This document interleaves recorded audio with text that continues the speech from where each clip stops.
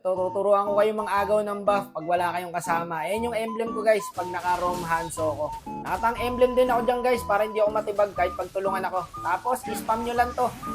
Huwag yung normal attack guys kasi sa hero yung tatama. Pag sa hero tumama, mag-iiba yung skill ng first skill. Ayun, nakuha natin. Huwag daw. Walang buff to pre. Yan ang gagawin natin dyan. Oh, kahit ako lang mag-isa eh. Kaya ko yan eh. Diba? Ang halaga naman dyan, walang buff yung core nila. Tapos mahirapan na yun sa turtle guys. Kita nyo? Easy turtle. Tapos lahat wala kang paki sa kanila. Pabayaan mo sila. Bayaan mo sila mag-clash. Ang focus mo lang dito, buff. Pagkuha ng buff, sabay out.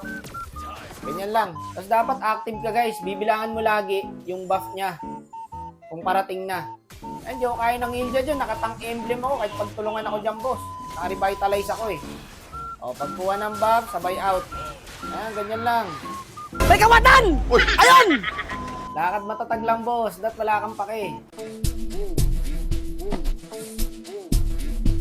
Kaya mas mabilis po mag-cooldown yung first skill nyo pag tumama sa farm yung second skill. Diba? Nakuha ko kagad. Sabay out. Mimihasa ka na, ha? Tapos pwesto ka ulit sa blue buff. And basic lang naman guys, babantayan mo lang naman dalawa eh. Red tsaka blue eh. Pag lumabas yung blue, kunin mo na agad. Tapos trash talkin mo ng konti. Konti lang. Ayan, tulad yan. Sabi nga niya rito, wag daw ako magulo. Pero yun ang mga masasarap kuhaan eh. Yun naiinis na. Kunin mo lang yung farm. Tapos out. Tapos tayuan mo. Tawanan mo. Makunat ka eh.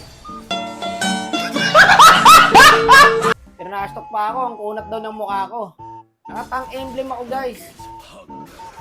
Kahit pagtulungan nila ako dyan, hindi ko pa kukuhain ng buff yan. Tapos dito abang ko na sana yung red. Putik na yan. Binabantayan kasi ako ng hilda eh. Pero ang kunat ko dyan oh. Tignan nyo guys yung suyo. Lowest gold. Nasa baba. Siya pinakamababang gold. Mas maganda to guys pag may Matilda talaga. Yun talaga combo nito. Kung wala ng farm, sabay out lang. Ganun lang, abang lang ulit sa red. Ito kasi yung tinatawag na easy win guys. Wala nang gagawin yung kampi mo eh. Kumbaga magpapataba na lang sila. Kasi pag ginawa nyo to guys, makukuha nyo yung attention ng mid nila eh. Tignan nyo yung Hilda. Patay yung mage. Sa akin din nakapokus. Binabantayan nila yung buff. Ngayon, tumataba yung kampi.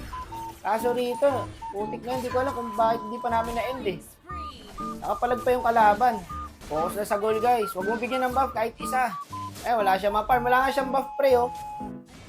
Hindi niya rin makuha yung red niya. Dito binabantayan na ako, tanyo. Yung focus na sa akin.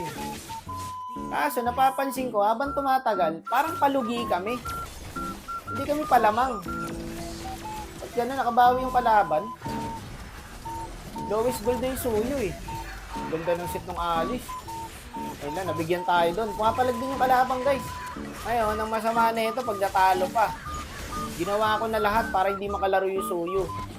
Pag ito, natalo pa, wala na tayong magagawa. Putik na yan, nakuha pala nila yung Lord. Gagi, wala na magdedep. Pero tinatry dito, i-buy time ng Gwen eh. Patay yata siya, boss. Hindi nga nakakuha ng buff yung suyo. Puta, nanalo naman.